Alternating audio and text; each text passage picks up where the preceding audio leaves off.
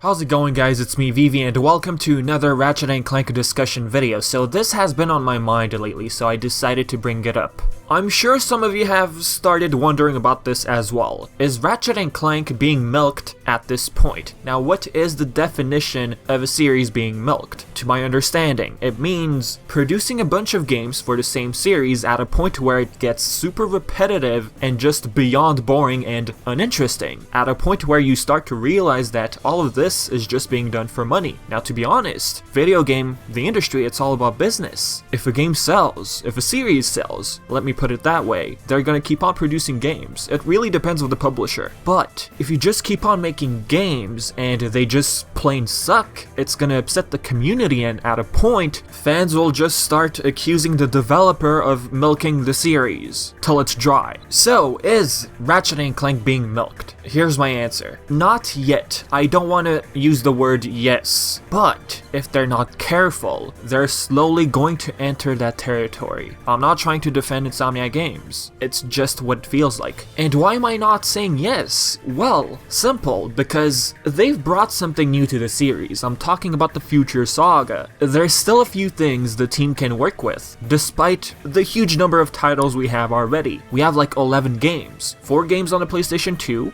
6 games on the PlayStation 3, and 1 on the PS4, the game based off the movie. And by the way, I'm not including Ratchet & Clank games from other developers. We're only talking about Insomniac Games here. Some might say Quest for Booty was unnecessary. They even spent 6 months on that one, by the way. The game is too short. People have been telling me that it's not worth $15. And then they release a sequel, which, in one word, is fantastic. Then we get these. Full Frontal Assault, which went full tower defense, and All for One, which mainly focused on cooperative gameplay. During those times, Insomniac Games was experimenting, and those games, when it comes to reviews, they're pretty decent, especially All for One. I know many of you guys have enjoyed that game playing, with others. Did the series even need experimenting, seeing as how all of their games in the past overall were pretty successful? I'd say yes, trying new things, a different take on a series, it brings something new to the table. Sometimes it doesn't work out, sometimes it does. To keep it short, you don't want a series to get stale. Space exploration, that was an awesome addition to the series. Talking about new things, they tried it with Full Frontal Assault and All for One, but it's not many's favorites, right? Talking about these two, I think this is where people started,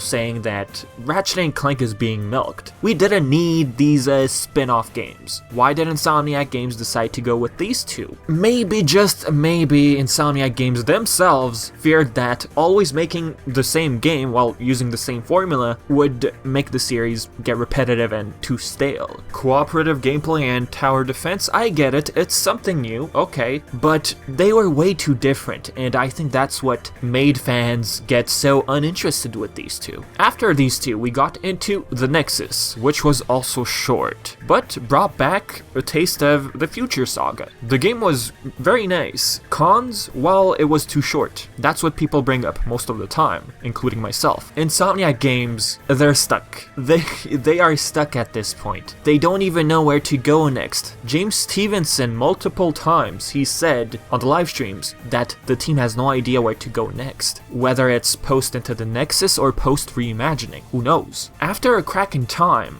that's where I started feeling like the team was losing their edge. I know they love the series, but I tell myself that they have to be careful at this point. It's like running in a marathon, but you can't reach the finish line. They need a boost. That was probably a terrible analogy.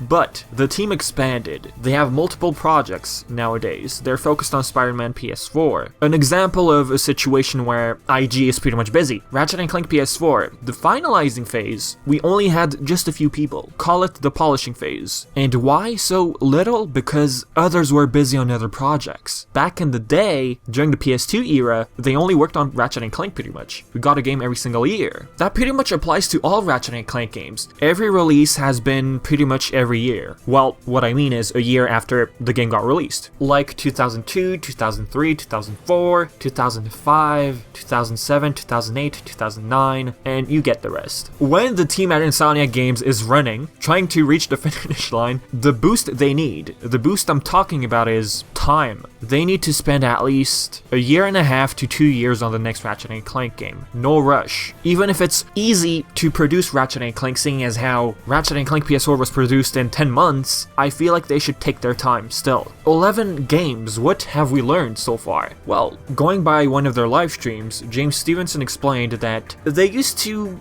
think that gameplay was more important. This was during the PS2 era. Those games, yes, gameplay was a huge aspect, blowing everything up. Those games are not terrible, not at all. But you have to admit, comparing the Future Saga to the PS2 games, you can definitely notice one huge difference. The story. Future Saga was much deeper, and that is one of the main reasons why A Crack in Time is my favorite. As for today, the way they think, well, they said it themselves. Balance. Not only gameplay, but story as well. If you can find a great balance between the two, then you can develop one heck of a game. Like one of the guys at Insomniac Games said on one of the live streams, sure, gameplay is fun and all, but if the story is not interesting, how sure are you that you're gonna keep on playing the game? What's going to push you to keep on playing the game? Think about that. Anyways, I'm sure some of you will disagree. Some of you will say that we've had enough Ratchet & Clank games. What are they going to do next? Well, a prequel would be fantastic. A game focusing on Max Apogee. They discover a threat while looking for Talwyn's father, Artemis Zog from the comics. Why not bring elements from the comics into a game? Angela Cross, of course. The Lombaxes. Before I end off the video, I want to say something. If a developer keeps on making games every single year and actually deliver, like the game is fantastic, then good for them. But if that means they have to sacrifice time, shorten the development period, and give us a lackluster story, then you're just gonna disappoint the community. So I guess that's that. I said what I had to say. So I'm gonna leave you guys with the following question.